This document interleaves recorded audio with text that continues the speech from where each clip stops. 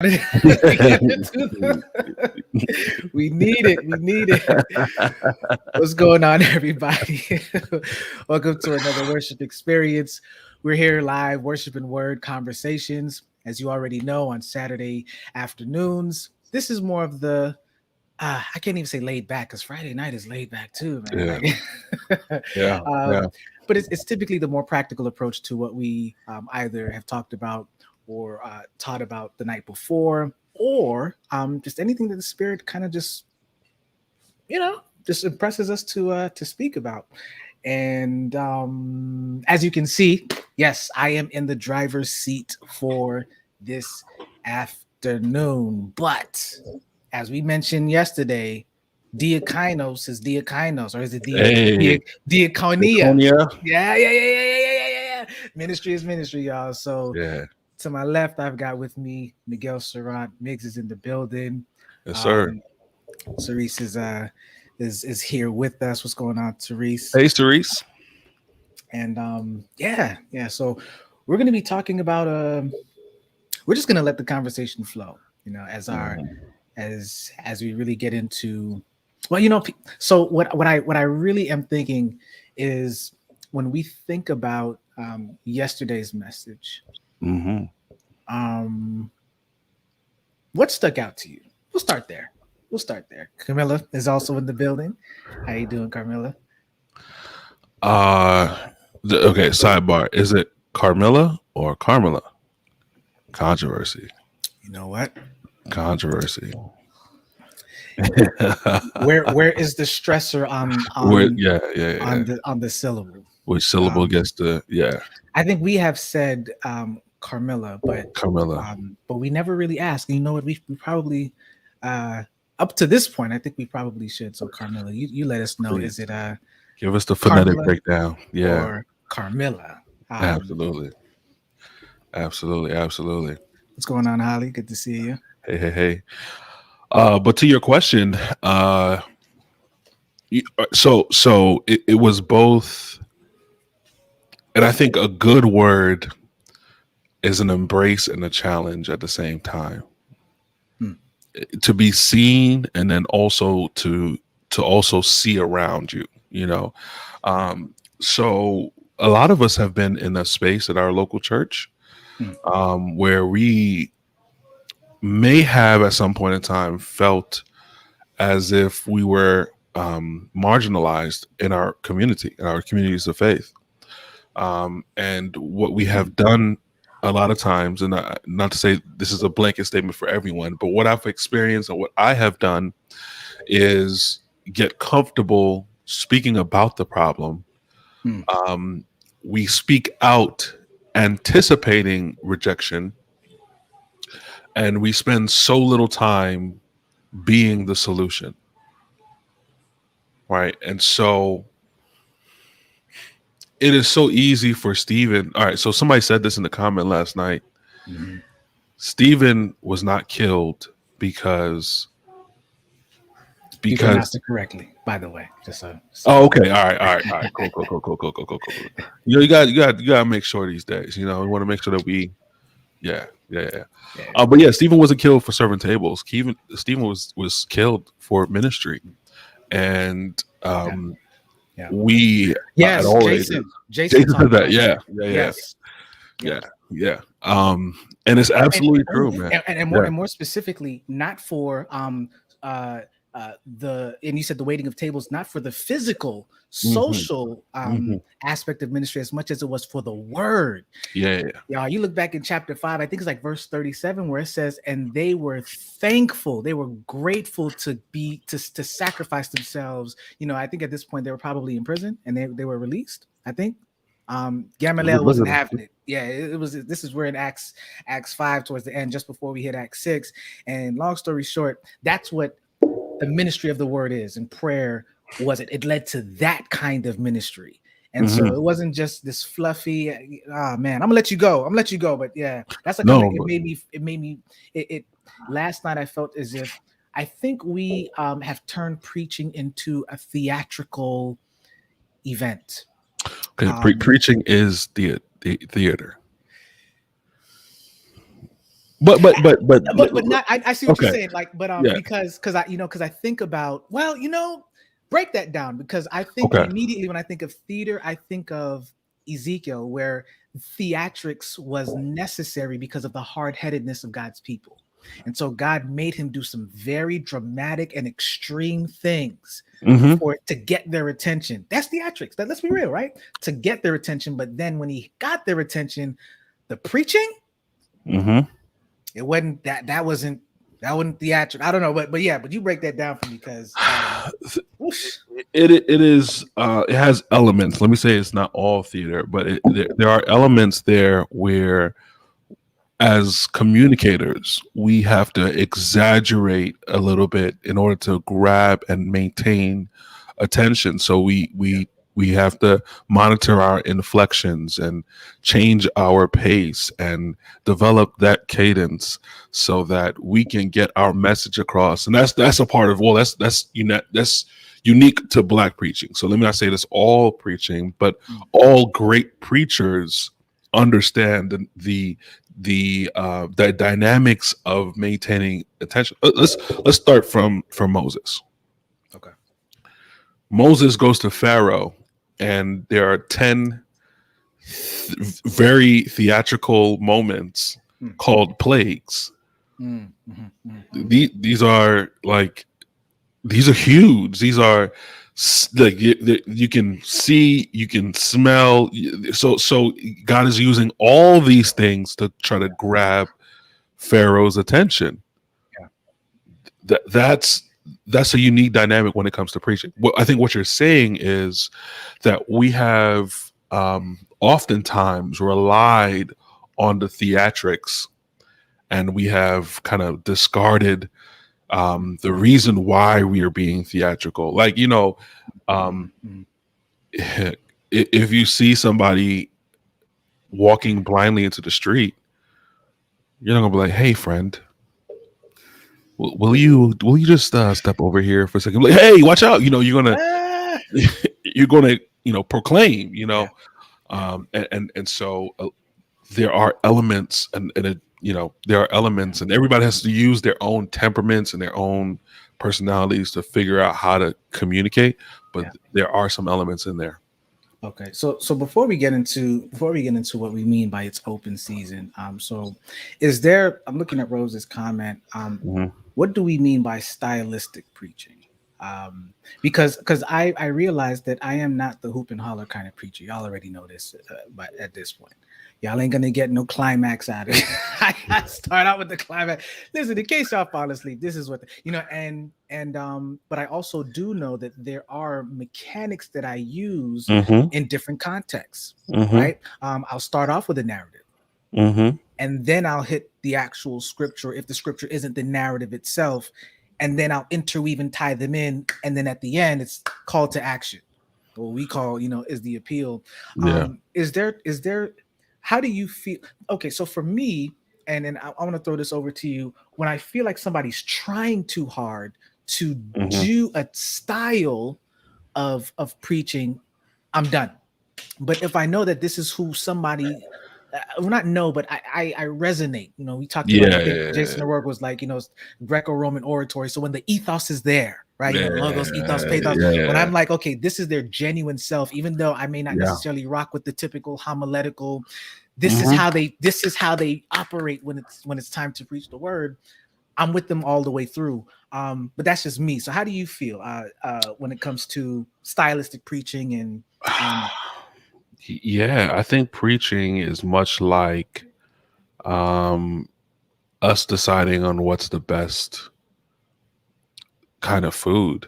Is it Chinese or Japanese or Korean barbecue or Brazilian barbecue or American barbecue? Well, even then, there's Louisiana, there's St. Louis. You had them kind of barbecues before though? I want to live vicariously through you, bro. Like Brazilian sounds pretty. Well, I passed one here in Maryland. I didn't know that was a thing until I got here. But nevertheless, like there's a vast array, and I respect the art form. And now here's the difficulty, because I am a preacher. I can separate art form from salvific work. And Okay. I'm using this term because I'm trying to search for the right word here. I hear you. I hear you. This may not move me spiritually, Yeah. but I can listen to this sermon in the same way that I'll listen to a news segment or, whatever the case may be. And I'm learning and observing their unique styles. Okay. Okay. When I need a word, I have my go-tos. I know who I can go to because even as a pastor, you got to have pastors. Yeah. Yeah. And there are people who can deliver and speak to my unique, to my unique issue. But I have been able to separate. I'm not saying that you should. This is not what you do, So there's no reason for you to be a spectator of preaching. But I understand when somebody says, "Yeah, I don't like that." Yeah. Because some of other people's favorite preachers, I don't necessarily resonate with me. Yeah. But I respect the fact that you're getting word. I don't care if you're getting water from a river. I don't care if you got bottled water. I don't care if you do you have water for your soul. Yeah. Yeah. That's it. That's good. Well, speaking of water for the soul, I have no idea how that's going to tie into open season. Now we can go back in there. Yeah. Let's so for those who have heard of the term open season, you know what it is, but I'm going to just read the simple definition here. I just Googled it right quick. Open season is a period when restrictions on the hunting of certain types of wildlife are lifted. It's also another version is a period when all restrictions. So once again, restrictions is apparently a key word here on a particular activity. So not necessarily hunting in this case, because now we're talking about more than just wildlife here. So when all restrictions on a particular activity or product are abandoned or ignored. And so an example here is an hour before departure, it's open season on all remaining seats.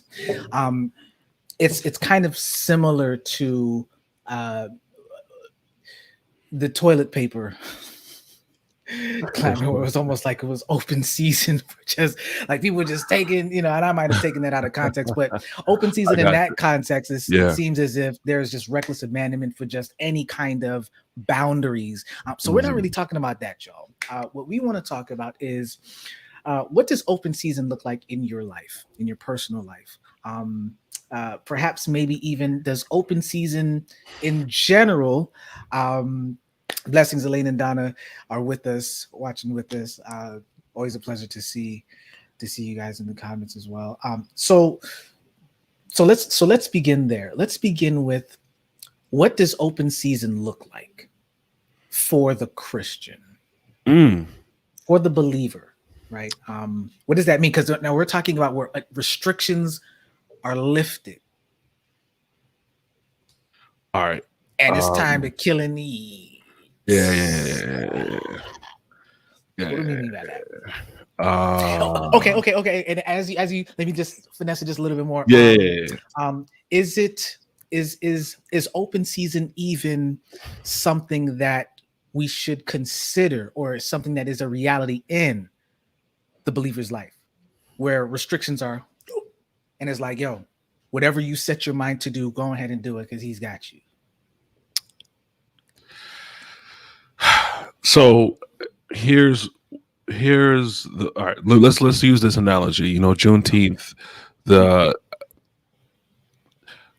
unofficial story behind Juneteenth was that there were some slaves in, I think, Texas. The emancipation has been declared, and everywhere else, slaves are free, but in Texas, because the news haven't arrived to them.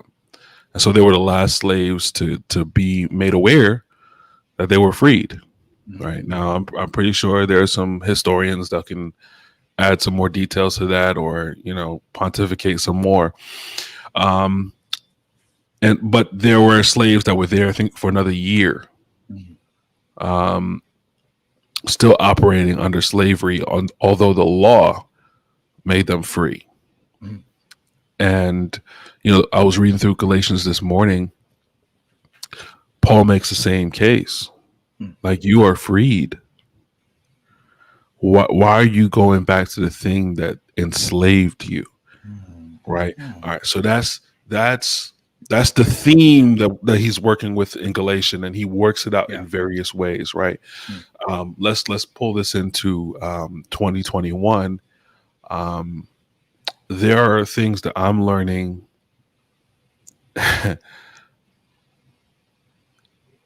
I'm learning that we're always, I'm going to use your definition, we're always open season, but I've been living within a cage.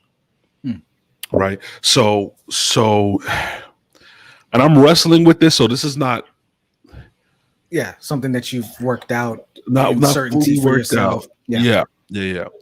So a lot of us are stuck because we're still waiting for God to reveal this major purpose. Okay. God, I'm waiting for the full picture so that I can move. What I'm learning is God will reveal as you move. And we struggle with that. Yeah. We struggle with that because what we don't want to admit is that we are afraid. I am afraid of making a wrong decision, so I'm going to put this on God. Yeah. Wow. And so the reality is it's open season for you to be the best version of you. It's open season for you to create that business. It's open season for you to start that ministry. It's open season for you to solve the problem that you've been complaining about at your local community, church, job for the last 5 years, and you haven't seen anything done because God's been waiting for you to do something. Okay. It's open season. Like when we look at the word, at what point did God tell David to kill Goliath? Ooh. At what point? Ooh, I'm gonna say, is there not a cause? It's one of my favorite verses, bro. At what point? That's good. Man, it's open season on Goliath. It's open season on. Hey, so let's talk about that. Hey, let's talk about that because you know what? When I haven't read the and Cerise is spilling it too. When I think about, or I haven't read the story in a minute, but when I think about the story of David and Goliath, and he's coming in, he didn't come in with the anticipation that he was going to be in a battle. Like there was a showdown that happened, right? He had no idea that was. But my man was ready though, right? And so he comes in, he shows up, and his brothers, feel like he's just this annoying little kid. He's like, yo, what are you even doing here, bro? Like, yo, and he's hearing what's going on. I feel like David was probably that kid, that was like, what's happening? He's that kid. It's like, yo, like chill, bro. Like, why are you here? And then he ends up telling them, like, yo, y'all don't hear what my man's is saying? And nobody's gonna do. Is there not a cause?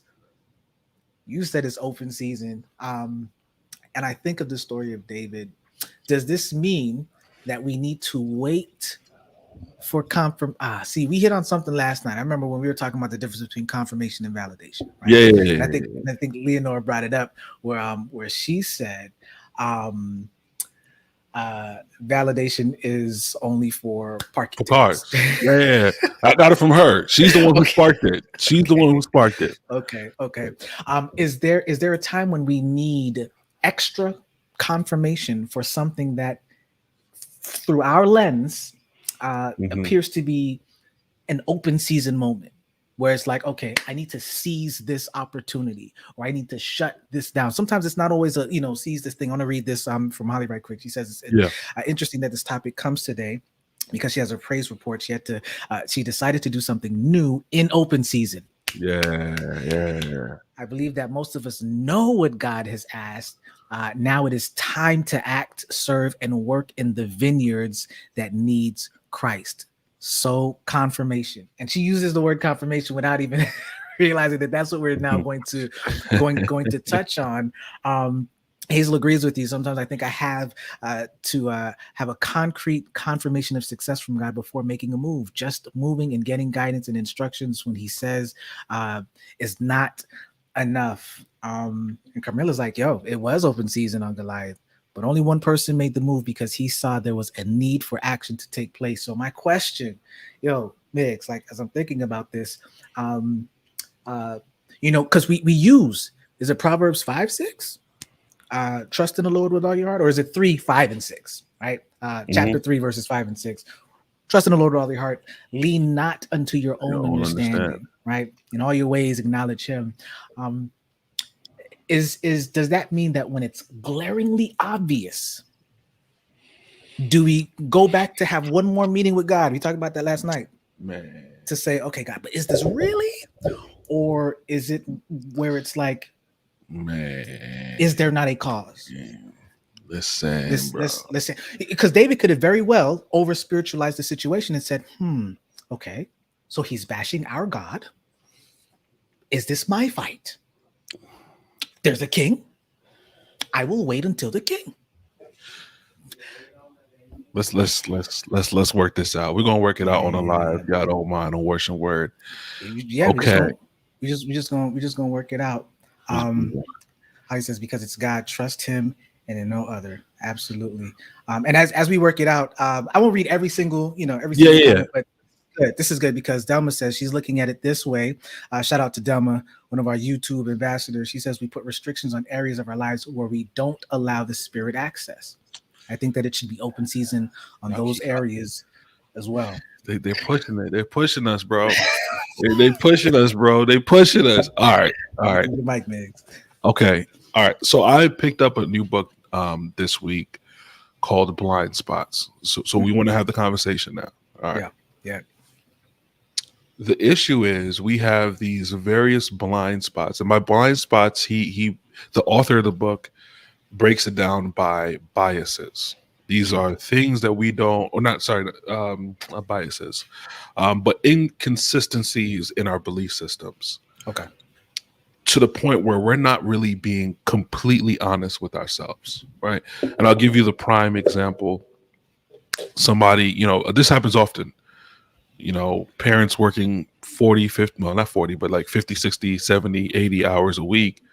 And you ask them, why are you going so hard? They're like, I'm doing this for my family. Okay, cool. But you also left your kids without a parent.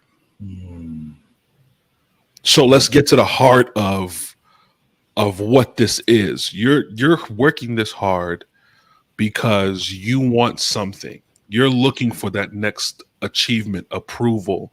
You're looking for the accolades. And look, as long as you're being honest, we can work with that. Yeah. But we have to work with these inconsistencies to get to the core of the issue. And I'll give you an example of this. What we're seeing, the person who is waiting for the confirmation from God in this David and Goliath situation is Saul. Donna hit that. I was like, maybe it's on Saul. Yeah. It's Saul. Saul is waiting for some grand gesture in the sky, some divine moment to go and slay Goliath. But the reality is, Saul is the most war-ready king out of all of them. Okay. Like, it's Saul. Saul has the stature. Saul comes from a family of warriors. Saul has all, if we were to put it in our context, Saul is an Ivy League kid. That's Saul. He was an All-American, athlete. That's who Saul is. So if there's anybody, the Bible says he was head and shoulders above everyone. Wow. Yeah. So he is literally the prime to fight Goliath. but Saul is waiting and David is not. Mhm. And so what I'm realizing now, the tension that we have, Yeah. right, since we're having a real conversation, You getting in the bag now. Yeah. Mhm. the tension that we have as Christians is we're asking God, why are all these unrighteous people with the nice jobs? Shout out to Pierre. David is community. Yo, David was homeschooled. How about that? Hey. They didn't even want to pay for that joint. It was like, yo, just go out in that field somewhere, bro. What's going on, Pam? Oh man. Look, bro. Look, you know, He said he ICDC, bro. Like,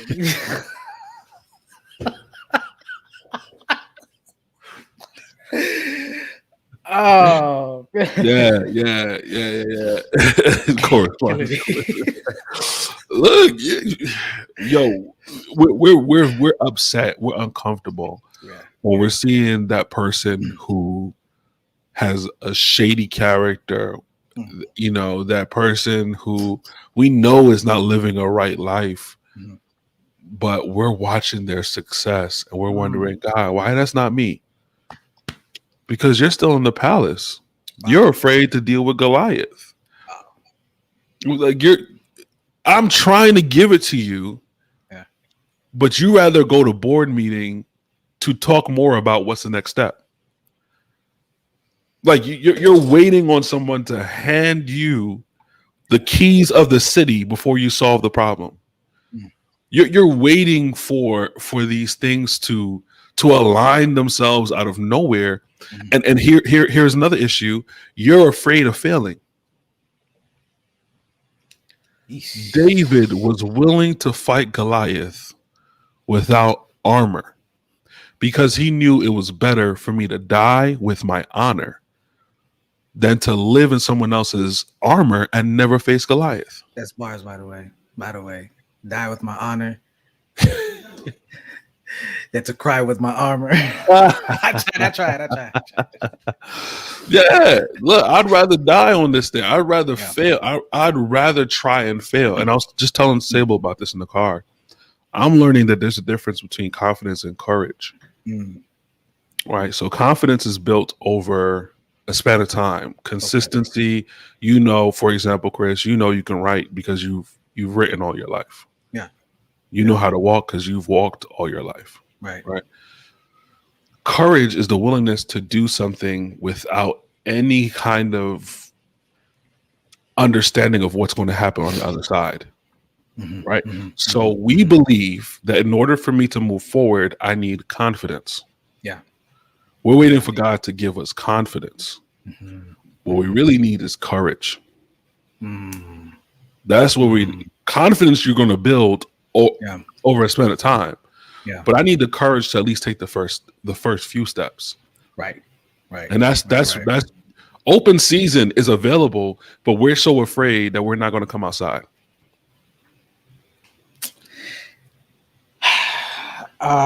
Pierre's hitting on a nerve too, as you were just talking, and I want you, and I want you to clarify or to just reiterate the difference between confidence and courage. As I read this, he says, sometimes I feel like my attempts to be a good person should absolve me from hard work and facing challenges. So walk us through confidence and courage. Yeah, that's not fair, man. But all right, so all right, we've been, closing these rings. Yeah. Over this last few weeks.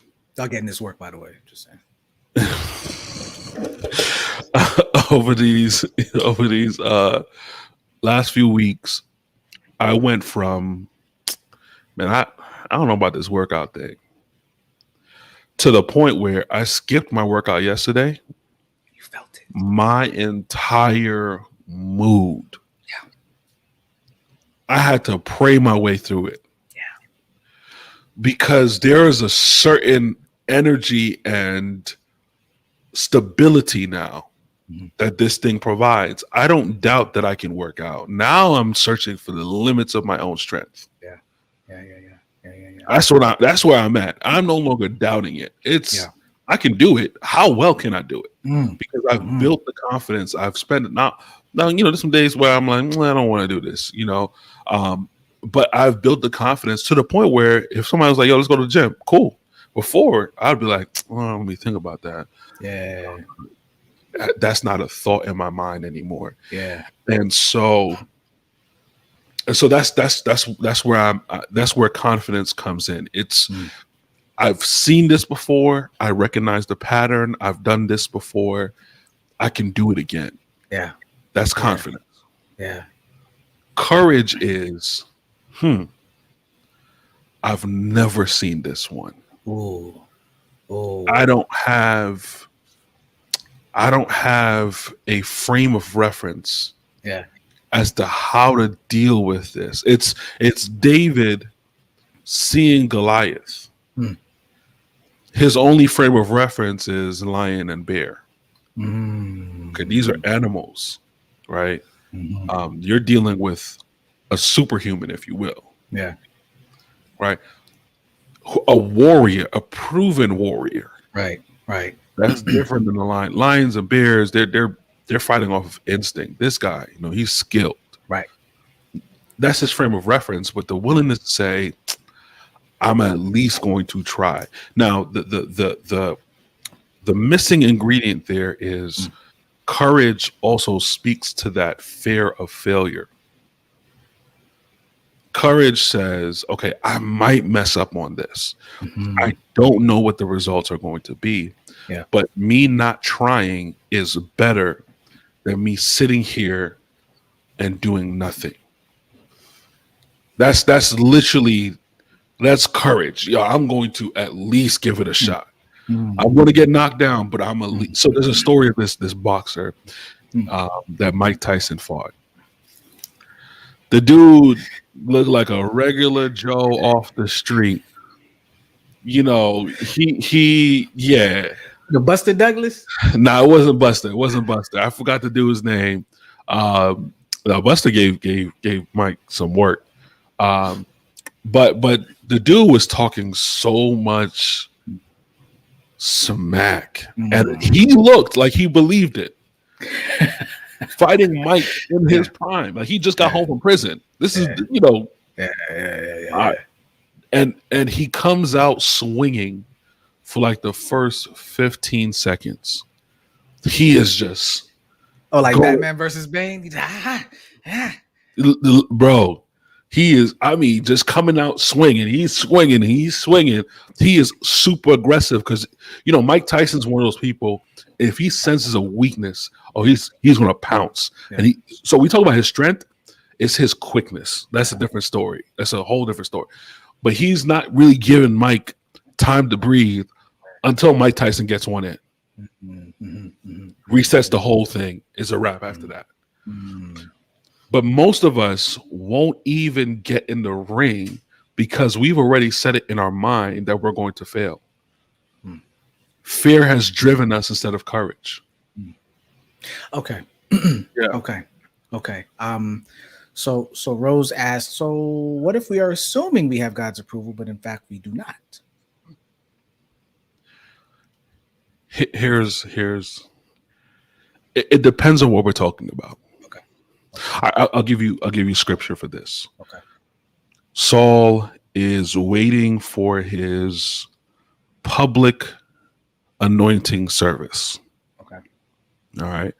He has had this prophetic moment. Everything Samuel told him was going to happen has taken place. Okay. But there's a span of time between that and his public, what's the proper term? Inauguration. His public inauguration. Samuel tells Saul, during this time, whatever good you can find to do it. Just do it. I can't quite prove this, but I believe that we may be over spiritualizing doing good. Like, you don't ever question when it's time to brush your teeth. Bruh, The day that I do that, y'all come get me, bro. You don't think about these things because it's Just good come to and get do. me. It's good hygiene. You don't think about shower. Look, you just know you got to shower every day. Some of us twice a day. That's your business. All right. But these are the good things that you do: eating healthy, drinking water, blah blah blah. We don't spiritualize these things, but when it's time to do something that requires what Pierre was talking about, that requires actual effort and hard work, Mhm, mhm, we're like, well, Lord, I need a sign. No, you don't. mhm. It's you don't need a sign in open season. Come on. Open season is the sign. So here, and this is something that I've wrestled with Rose as well in the past, but has been clearer and clearer as I get older and older. And I think this clarity has exponentiated just within the last 7 months. Um, when God doesn't want me to do something, He will shut it down. Sometimes in my zealousness, where I think that this is what I have to trust, that if I'm His and He has my best interest at heart, Mm-hmm. that if Mm-hmm. I thought I heard His voice, Mm-hmm. but that wasn't His voice, might have been me, might have been a distraction, could have been, that He would divert because He already knows in advance. And if for some reason I am stubborn enough to be like, this is the way, walk in it, He already knew that that's what I was going to do. Yeah. Yeah. His omniscience is so far beyond mine ad infinitum that it gives me the grace. He gives me the grace to mess up irreversibly. And He has used that as part of the path to get me to where I should have been, even if it may take 5 years, 10 Chris. years. And I think that what we start to miss out on, and this is not just a Rose, but what we start to miss out on is the fact that how powerful God is and the grace that He gives for even if we did hear Him incorrectly. Mm-hmm. Mm-hmm. It messes up the enemy. Mm-hmm. Because the enemy is like, if you're that person where you got to be, I'm strategic, y'all, so I'm logical. So Mm-hmm. for me, getting it right the first time is part of my, or I have scenarios, because that's what we do. We got the tree branching thing going on, right? So it's like, well, if this don't work out, it's gonna be this. But then when the whole tree is just wrong, y'all got me, man. I'm done. My whole mind was shut down. Like, oh, it's done. And guys like, no, it's not. I knew that that's what you were gonna do, That's it, man. and I got a whole nother setup that's gonna get you back to where I wanted you to be. So His omniscience is one thing, but then His sovereignty, where He's like, not only do I know, but I have the power to change and to redirect, to detour, to clear out, to Yeah. converge. Yeah. Y'all, listen. So you said a word that was pivotal. It is crucial. Yeah.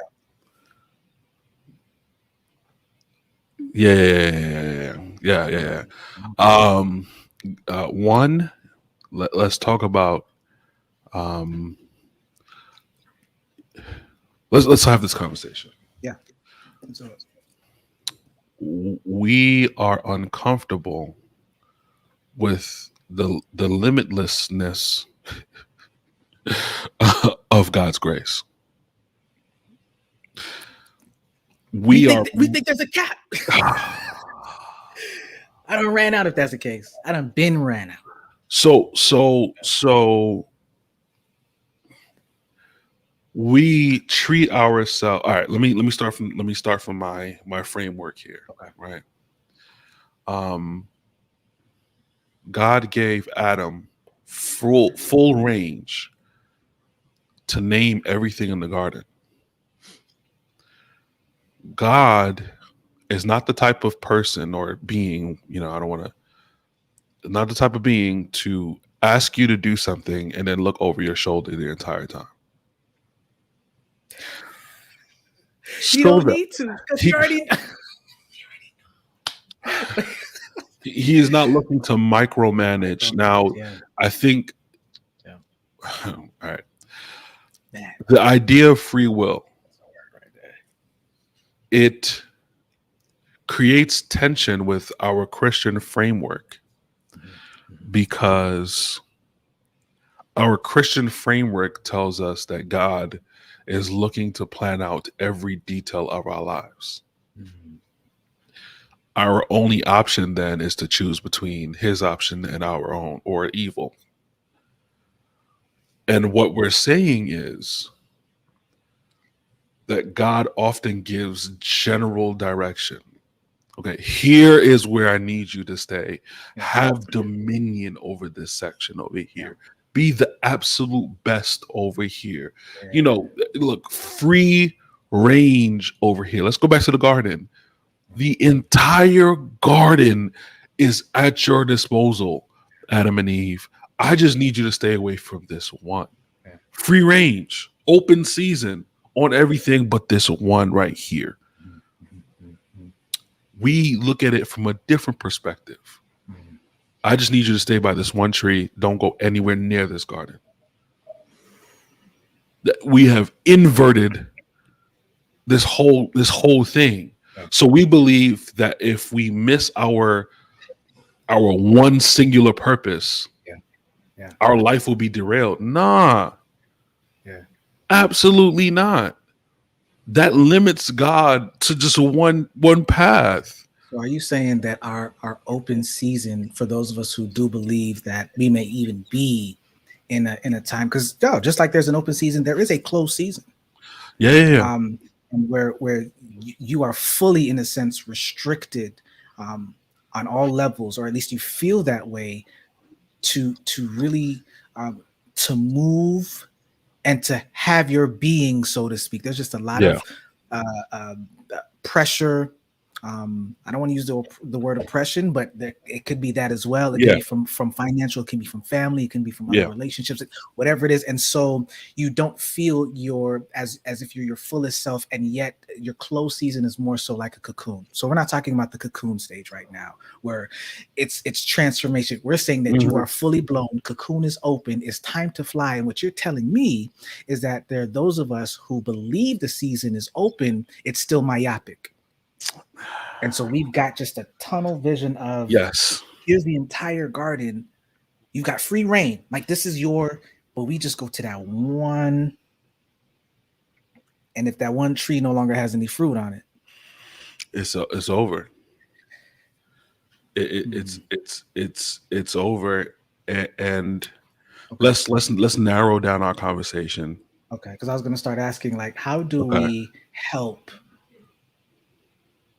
others, but really ourselves? How do we start to operate fully in the open season? Because I really do believe that a lot of us are in it, and we just don't even realize that we are in an open season. Oh, one last thing, Migs. I think that we have a hard time embracing open season, Mhm. because for a lot of us in the denominational construct, we believe, listen, if you believe as a church that God has given you a very specific and special revelation, and the only thing that your life's purpose is to do is to only do that particular revelation in a particular way, Mhm. the closed tunnel approach of how God wants you to fulfill that mission is now going to spill over into everything else that you do. Yeah. I'll just leave it at that, because I'm still trying to formulate those thoughts. But yeah, how do we start to Um, encourage and even if it's just ourselves, to be aware of it, and then to start living fully in an open season where God is just like, it's open, just run, Yeah. get it. I think in our private conversation, you mentioned an individual who wanted to start a business but was delaying for some time, right? And I think a lot of question, Aaron. We're gonna catch that one when we remind me to catch that one. Okay. Yeah. All right. I would say keep it up, just in case. Yeah. Okay. Let's keep that up. All right. I forgot your question. Like, it just popped in, and I forgot what I was saying. So you said in our private conversation, I was telling you about a friend. All right. So I think a part of it is man, let's have the honest conversation about why you're delaying. Like, are you really waiting for a word from God because you're ready? Mm. Are you in a position where you're anticipating that God will say no and you'll feel relief because you're not ready? Mm.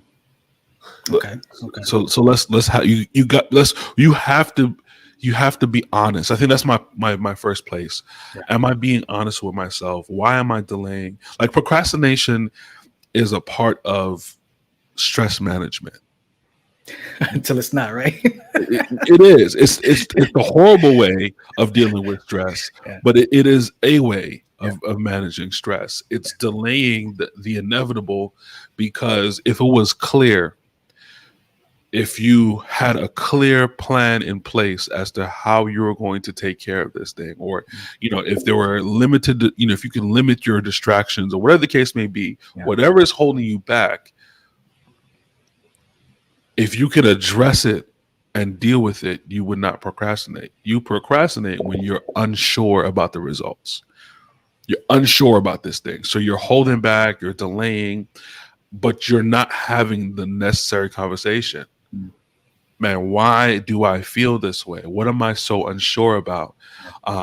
And so I think it's imperative for us to, we always go back to this point, take inventory. Man, search your, stop asking God, Lord, is this your will? Like, if you know it's not your will, and God, you will feel literally uncomfortable in these spaces. Yeah. Yeah. God will often disturb you. Mm-hmm. Like, you like, yo, this isn't, as a photographer, there's a lot of lanes of opportunities. Mm-hmm. Mm-hmm. I know what's for me and what's Yeah. not for me. Yeah. I know it. This is not my area. Look, this is not what I do. Yeah. Because I've tried and I've been uncomfortable, and it didn't speak to the core of who I am. Mm-hmm. And so I'm like, this I cannot continue. Let's pivot our conversation from God, is this your will, to God, show me how you want me to accomplish this thing. Okay. Okay. Let's shift these conversations. Okay. Let's shift it. Or let's have the necessary conversation. Okay. Yeah. So the first thing that I heard you say is, when you're saying take inventory, I would even say before that would be know thyself. Right? So that own self be true. Yeah, like you there are things that you know for yourself just does not resonate. Just because it's open season doesn't mean it's open season for anything. I think, free reign, but it's not free reign for any and everything. It's still within your lane, like we talked about. Yeah. Last night. Speaking about it's in your lane. It's not open season for you to be somebody new. No, It's open season for you to walk in your purpose. Yeah. And y'all don't get to be somebody new twisted. We know we talking about newness, but not there's new and then there's brand new. Yeah. Y'all don't listen to me, but y'all know what I mean. We talk colloquially. Yeah. Somebody's like, who is this? You acting brand new. It's a negative connotation. So definitely understanding who he has, what he has already given me, right? What's in your hand, Moses? I shouldn't let go of what's in my hand to try to pick up something else. Yeah. When he's already placed certain things in it. You also talked about seeking clarity. What happens if he doesn't give me full clarity to walk in it? I might be of good courage. I just said it. I just set up the lob, right? Because if you don't have the full details of what the next step is or how the next step should be taken, then you just take it. That sounds like what courage is. You just, I don't want to, you just do it. you do it. I think, all right, so we have to be more creative in how to get things done. Mm. In that you there are people who are walking around who God has given the gifts to help you accomplish your goals. Yeah. But you believe you have to be everything and do everything, and you have stopped progress because of that. So go ahead, man. Go ask people some questions. Yeah. Go find your mentor. Go take a course. Yeah. Go volunteer. Yeah. Like, spend the necessary time preparing. And I think that goes to the question, will your open season close sooner if you don't act? That speaks to and I don't want to, I'm not saying that this is what you intended, but that question speaks directly to what we were mentioning before, in that we view God as this petty God. And I'll give you an example, right? So, preach today on Luke 5, the calling of Peter. God calls Peter, they're in a boat, cast a net, catch fish. They could barely get it back to shore. He says, I can make you fishers of men. So he goes and follows Jesus. Jesus dies. Peter sees him. He goes away, comes back. Peter's on the water, back fishing again. At what point was Peter's open season over?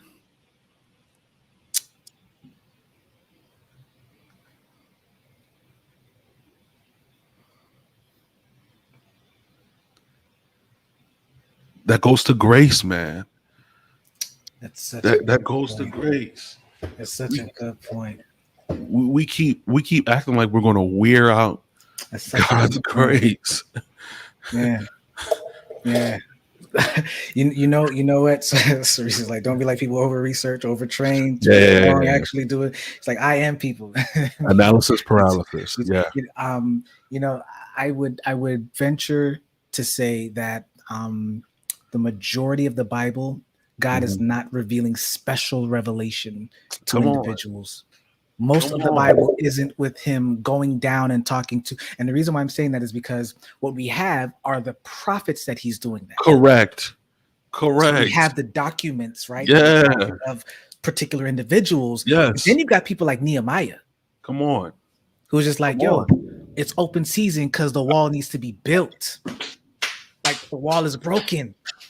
I'm going to build back our home's wall. Like, that's what, because he already mentioned it before.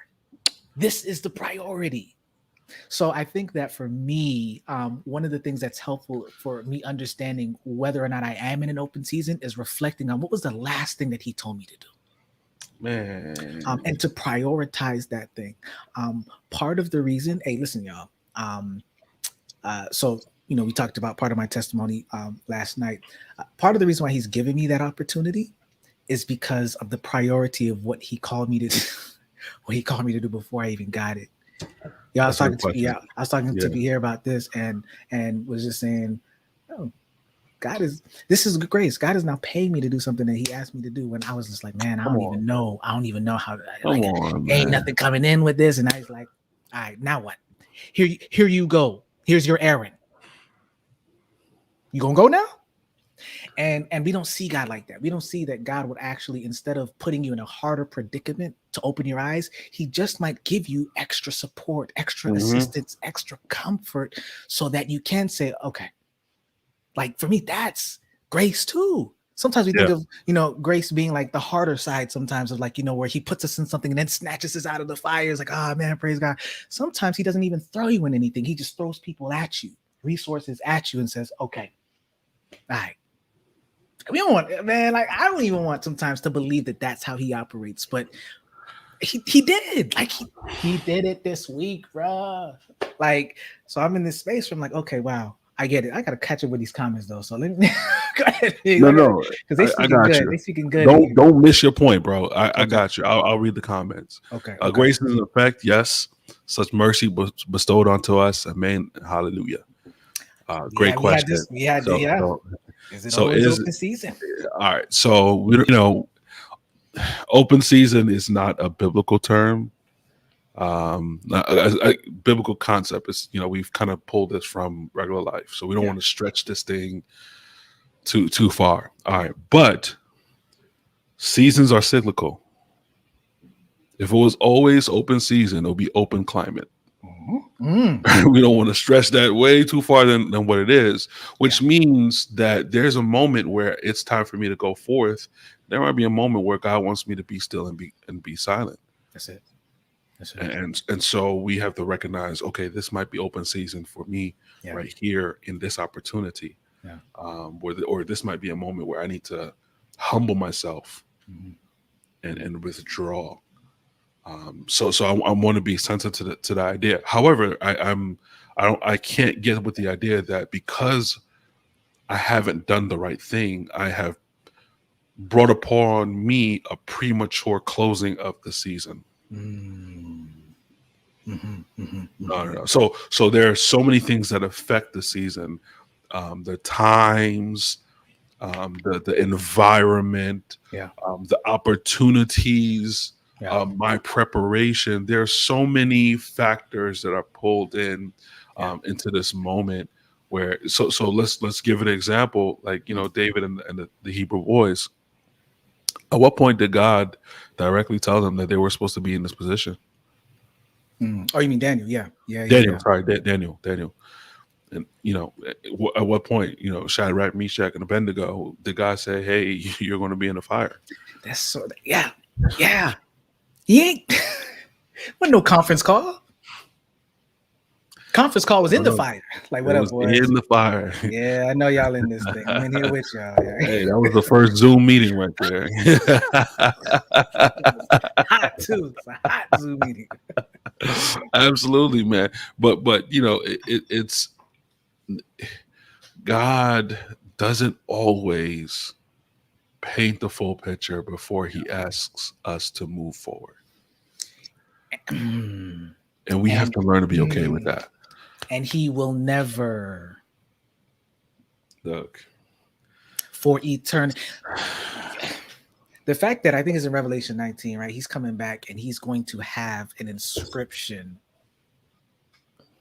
Is it on His crown? Not sure, but there's an inscription, and actually diametrically opposes the inscription of the woman on the scarlet beast. What she has is mystery, Babylon the Great. Revelation 19, it says nobody knows what his is. So in other words, I can read that. Can nobody understand what he has called himself as he is coming down to save us? And that's a mystery forever. I think of I think it's in Judges. Oh man, where it's crazy. I don't know if this is a tangent, but so the messenger of God, messenger is another word for angel. So shows up to Samson's mother. Samson hasn't been born yet, right? Shows up to Samson's mother and says, you will be with child. Here are the instructions. This is how you need to treat them. Nazirite vow. Don't even give my man grapes. Like not even raisins, right? Like not just wine, but like nothing that comes from, right? Yeah. So wifey tells husband, and husband's like, "Oh, really? What? He told you all of that? Well, I need confirmation. Tell him to come back." He comes back. You know who he comes back to? By the way, we know the name of the husband. We don't know the name of the wife. Is it Manoah? I think Manoah is Samson's father's name. Point is, he comes back, and he comes back to the wife again.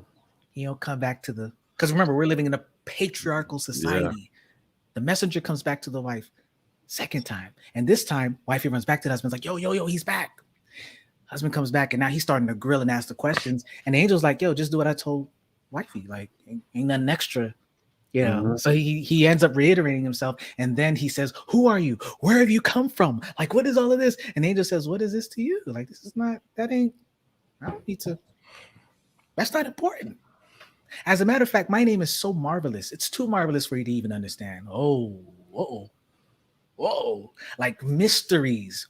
And yet in Yeah. this space though, there was something that needed to be done based on the instructions that was given to them. And that was to get busy in all So intents of the word. And sometimes we want more information, and he never gave him any additional information. The story, I think okay. Deborah was a judge, correct?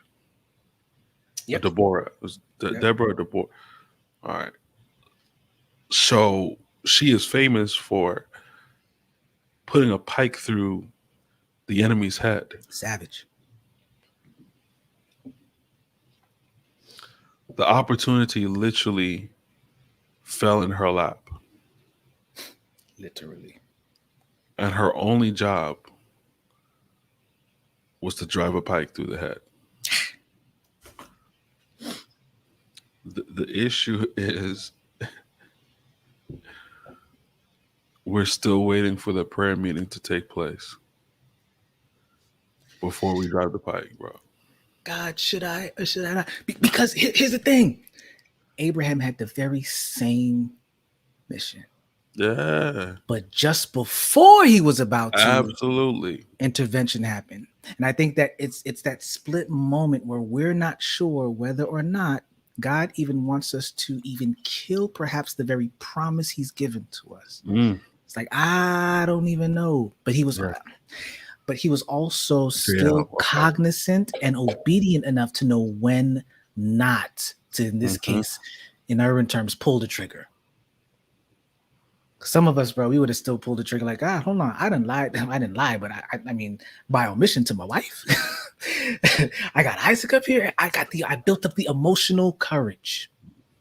So you mean to tell me, God, that you want me to waste my courage? No, man.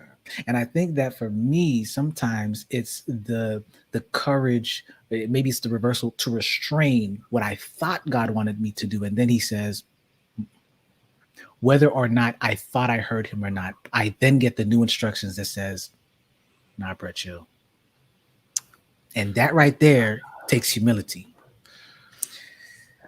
To be like, I have the courage now, but you don't want me to exercise it? Oh no, I got somebody dying today, bro. Like you're gonna have to resurrect my man like I thought you were gonna do. It's like, that's not how I want you to do that. I want to I'm about to use a clubhouse. Let's reset the room real quick. So you said Jair was all right.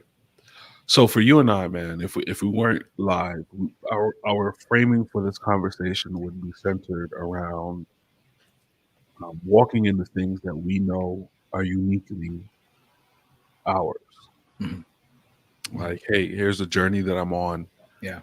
Here's what I'm trying to accomplish, and we want to frame this conversation in that light because we're speaking to a diverse group of people, right? Absolutely. So this is not, we're speaking to that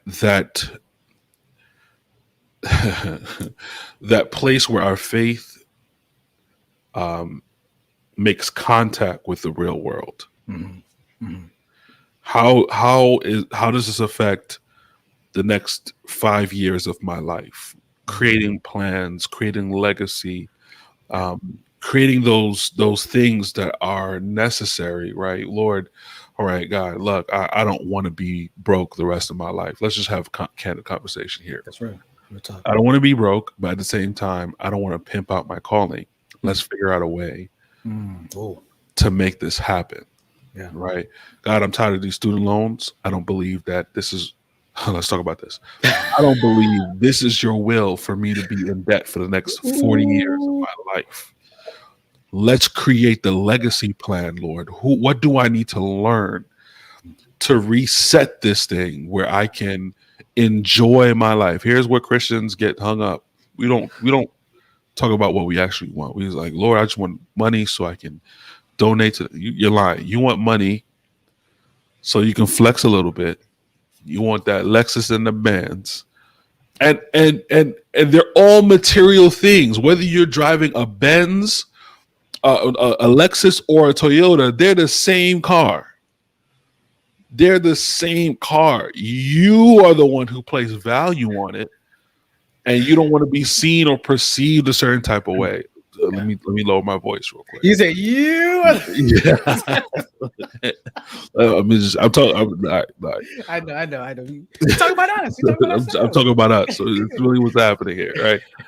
So the struggle is we don't want to have the real conversation because there's a tension within us when it comes to this matter, where some of us believe like wealth is God, and some of us believe that God has predestined for us to be poor.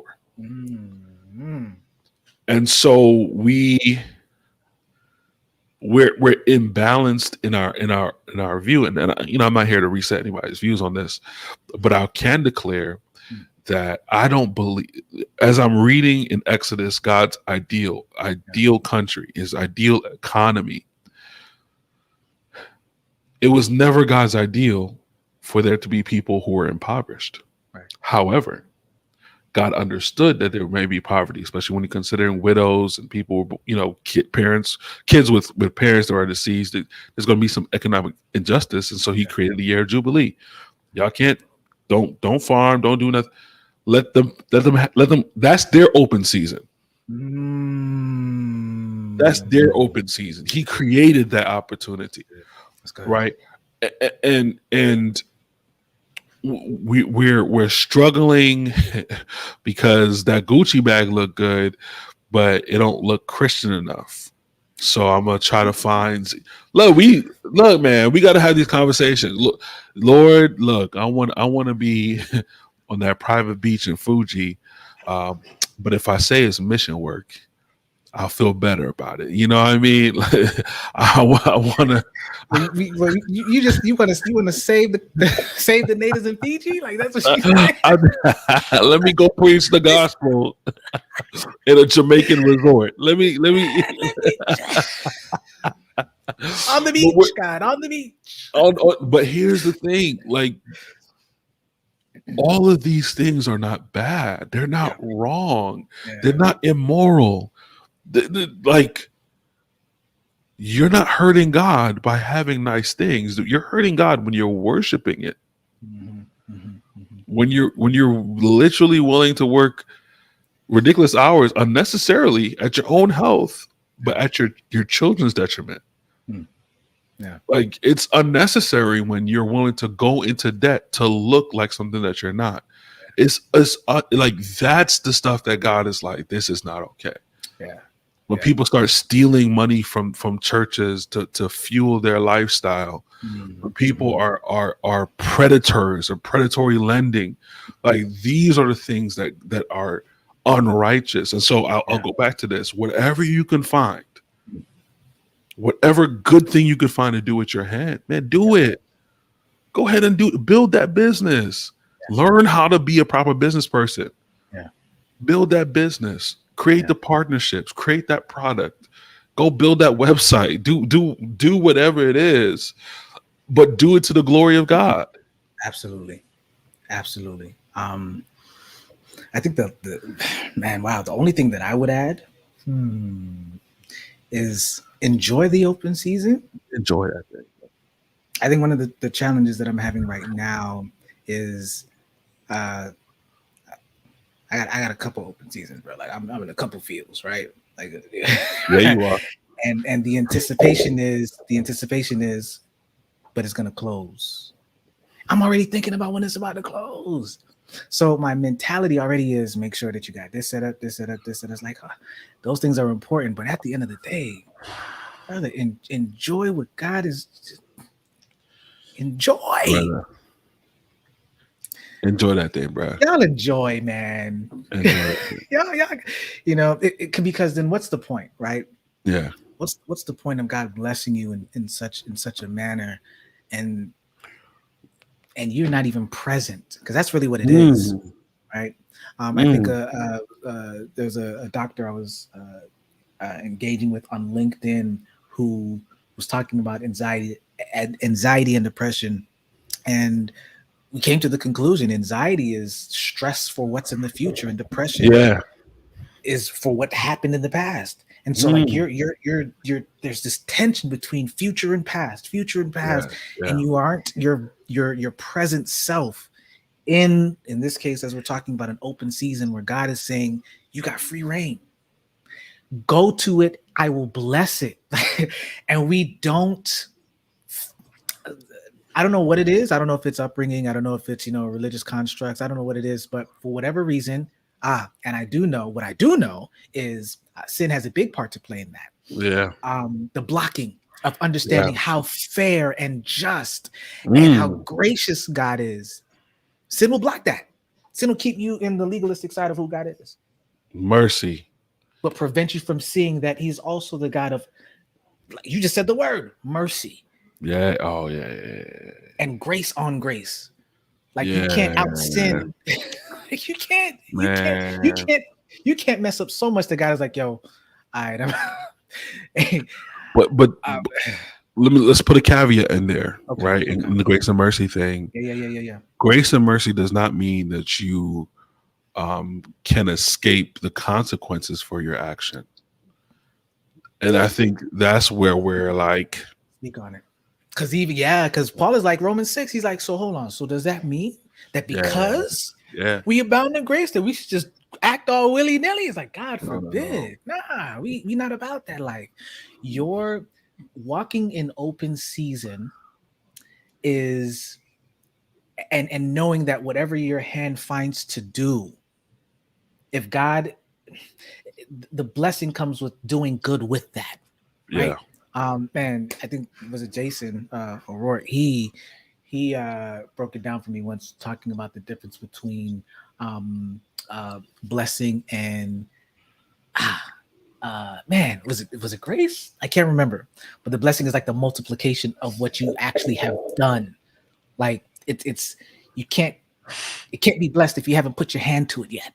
mm, And grace, I believe it is grace. It's like there was no effort involved, because if that was the case, it would no longer be called grace. I think I butchered that, Dr. Jason. If you're on, just go ahead and, but doctor. right, but that the whole idea of knowing that in the open season there still is work to be done, but enjoy, like, Yeah, you know, and enjoy that thing. Enjoy the fruits of your work.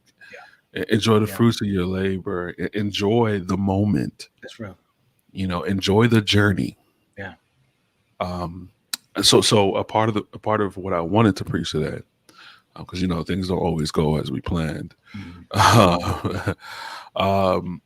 Man, Jesus gives Peter what he spent the entire night looking for.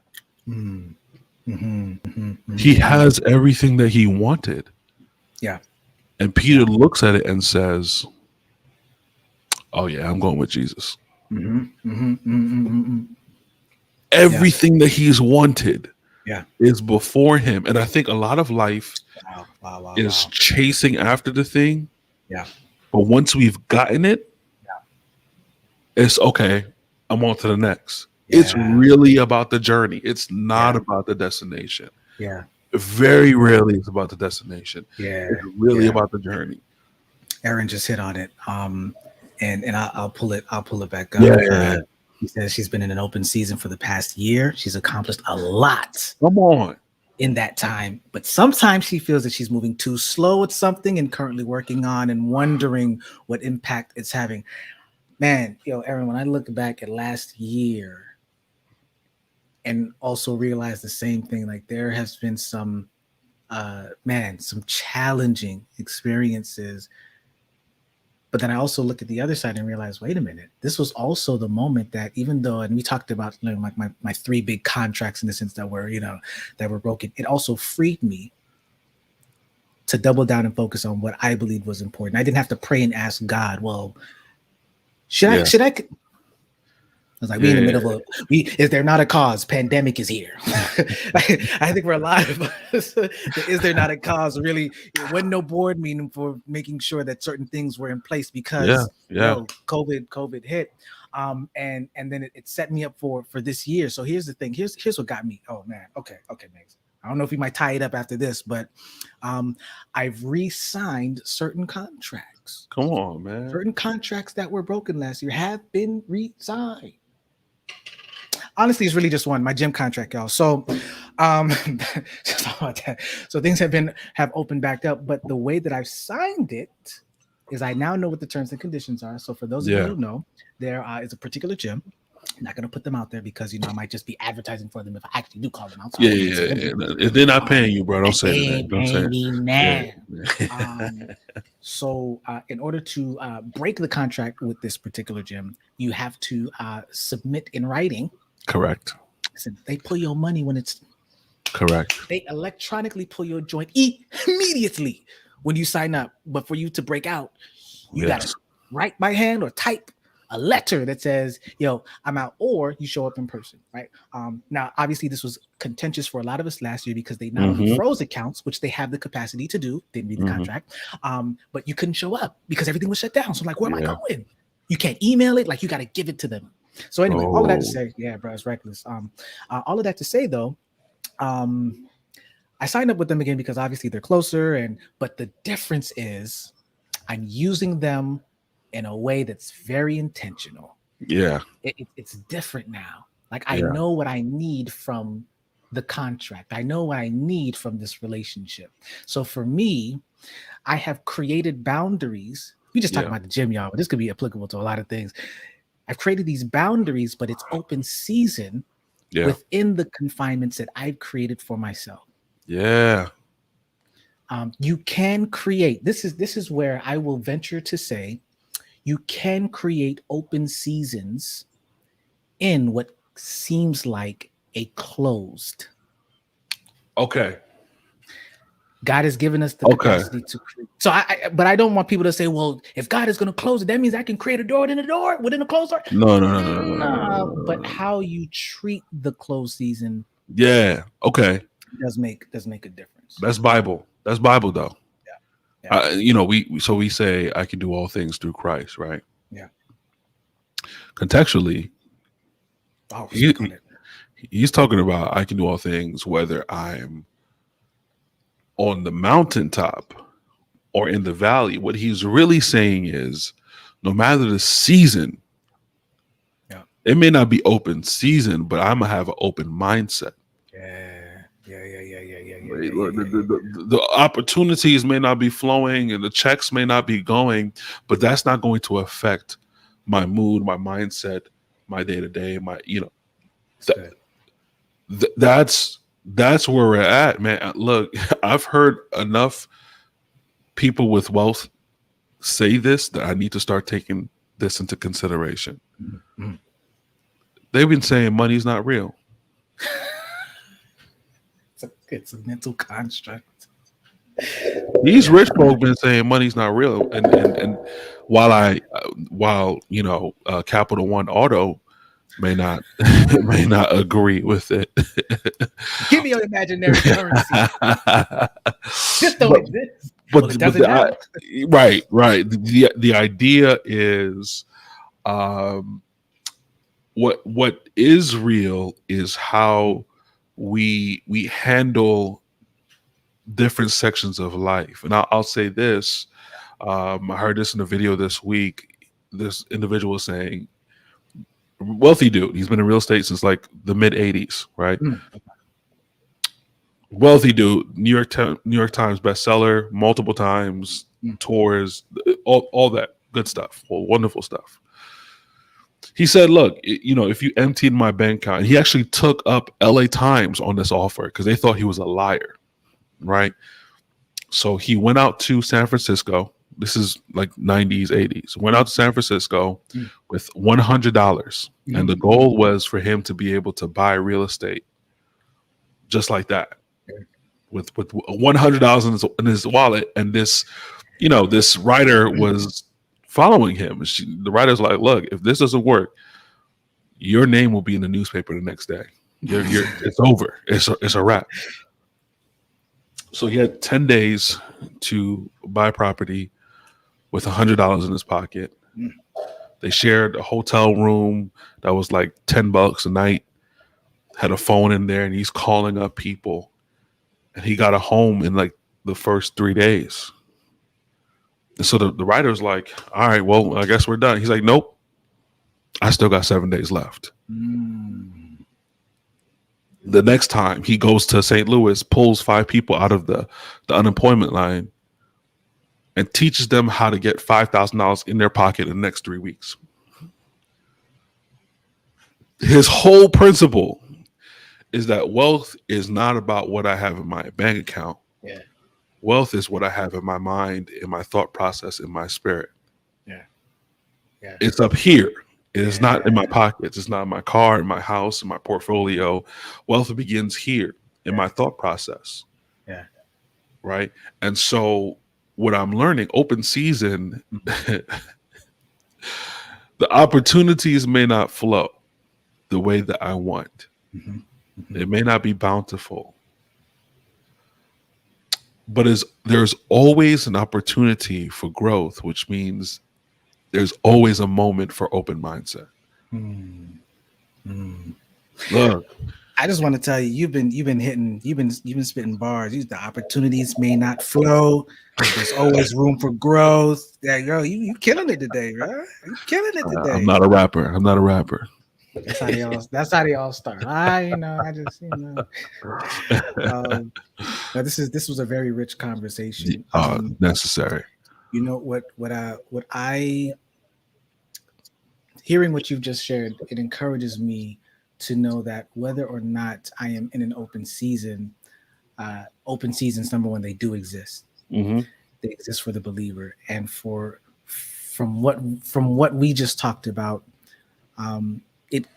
it affirms but also clarifies what open season means. My open season could look like somebody else's closed season. And I think that we don't really talk about that a lot. Some of my yeses, somebody else's no's. Like they can't even touch.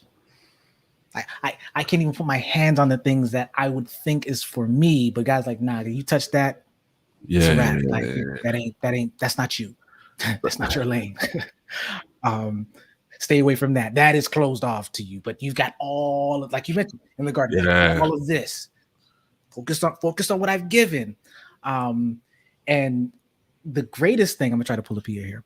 The greatest. You gotta get and the best way to know when you are in an open season is by staying in connection with the one who's in control of the weather. He wouldn't have done it like that, y'all. He would have done it. He would have, yeah.